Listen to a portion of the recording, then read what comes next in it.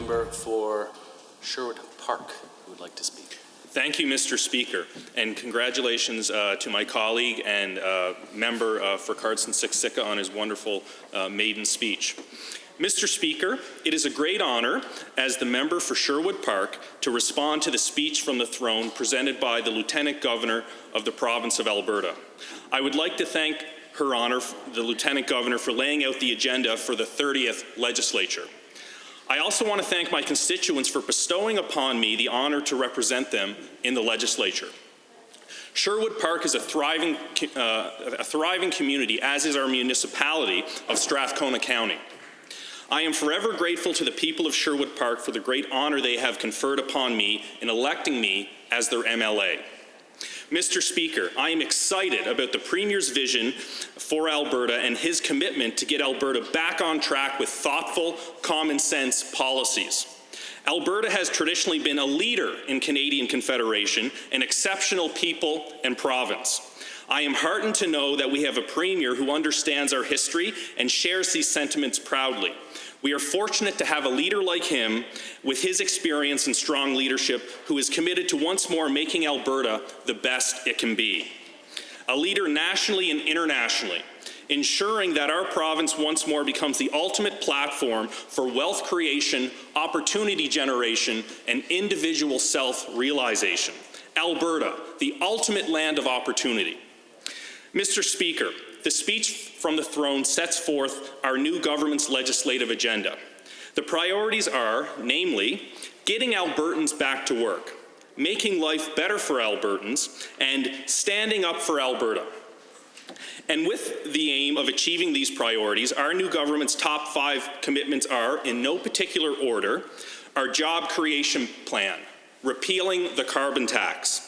As well, we will focus like a laser on getting our fiscal house in order and balancing the budget over the next 4 years. Also, we are committed to standing up for Alberta against the Trudeau Liberals in Ottawa and other groups that are trying to landlock our interests and undermine our prosperity. Finally, we are committed to protecting quality health care and education. Mr. Speaker, I am excited about our new government's legislative agenda, centered on improving Albertans' quality of life, focused on jobs, the economy, and pipelines. I am humbled and overjoyed that we received a historic mandate to implement this ambitious and much-needed agenda.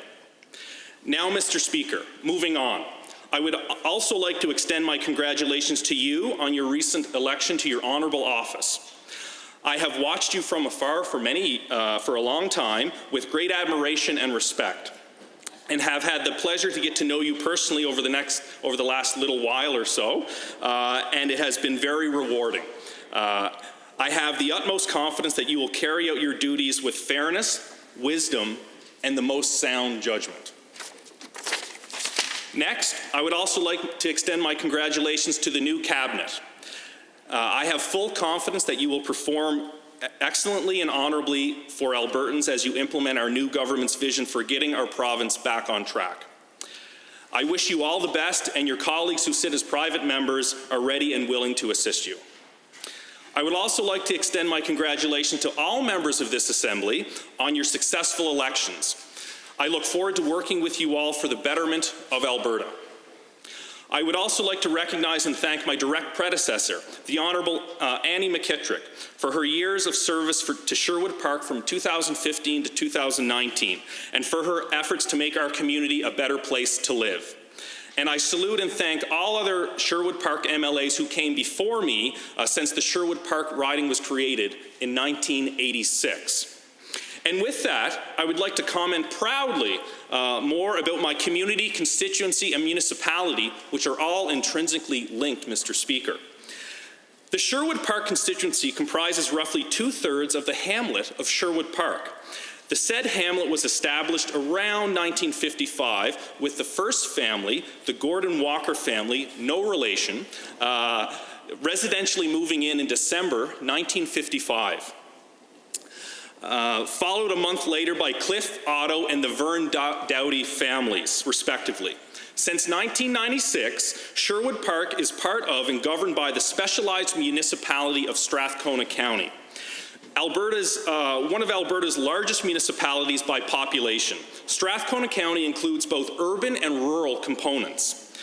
Out of roughly 98,000 residents, 71,300 live in the urban area, with the remaining 27,000 living in the rural components. Mr. Speaker, going back to the history of my riding and municipality of Strathcona County, Madam Speaker, we switch, I would go way back and point out that, legally speaking, the genesis point for Strathcona County was in 1893, when the area was established as Fire and Labor District No. 2 by the then government of the Northwest Territories.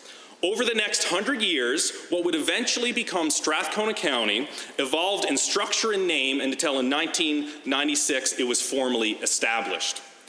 The region that would become Strathcona County welcomed industrial development following the discovery of oil in our region after the Second World War. Sherwood Park was established as a community to provide living accommodations to refinery workers and their families. Since then, Strathcona County has developed a strong economic base that has grown and diversified, with energy remaining the foundation of our dynamic local economy, which contributes greatly to Alberta's prosperity. Mr. Speaker, today the Sherwood Park constituency, Madam Speaker, today the Sherwood Park constituency is home to 2 of 3 oil refineries in Strathcona County. Together, the 3 refineries in the county produce 462,000 barrels per day of crude oil, or 62% of all refining in Western Canada. Furthermore, numerous other heavy industries and related manufacturing operations complement the county's peerless refining power. As well, through partnerships with other municipalities and industry, the county has been able to attract investment domestically and internationally to grow its industrial base and expand its commercial operations. Perhaps the best example of such cooperative partnerships is Alberta's industrial heartland, which is the largest industrial area in Western Canada, and is a development initiative between 5 municipalities in the region, including Strathcona County. Alberta's industrial heartland, established about 20 years ago, is Canada's energy engine. Being our nation's largest hydrocarbon processing center, producing 75% of petrochemical refining in Canada. A driver of the local and provincial economies, prosperity, and quality of life. Over 30,000 Albertans are employed directly or indirectly in the industrial heartland, which is home to more than 40 petrochemical companies and $40 billion of existing investment. Mr. Speaker, Madam Speaker, Strathcona County is also an entrepreneurial hub. We have over 11,000 businesses and require no business tax or business licensure. Madam Speaker, Strathcona County is working, and due to our business-friendly climate, we continue to attract investment, with more than $10 billion of investment announced, under construction, or recently completed. Besides our many economic successes, Madam Speaker, Sherwood Park in Strathcona County is widely considered one of the best places to live in Alberta and Canada, quite frankly. Key quality of life indicators, from infrastructure to the environment, all point to a high quality of life in Strathcona County. In terms of quality of life infrastructure, get ready everyone, we have 12 major recreational facilities, including the renowned Millennium Place, which is a mega recreation center, along with a fine theater in Festival Place, a gorgeous library, our own hospital, 4 art galleries, 200 sports fields, 229 kilometers of trails, over 3,000 hectares of natural areas, 147 playgrounds, 9 golf courses, 17 tennis courts, 27 outdoor rinks, and I could go on and on, Madam Speaker.